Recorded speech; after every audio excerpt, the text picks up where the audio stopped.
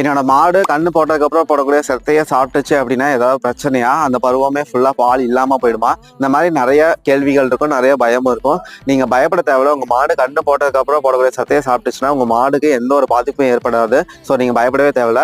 ஆராய்ச்சி முடிவுகள் என்ன சொல்லுது அப்படின்னு பார்த்தோம்னா, மாடு கண்ணு போட்டதுக்கப்புறம் கன்றை நக்கிறது, பல உறுப்புகளை சாப்பிட்றது, இது எல்லாமே கன்றுக்கும் தாய்க்கும் உள்ள அன்பை வந்துட்டு அதிகரிக்கும் அப்படின்னு சொல்கிறாங்க.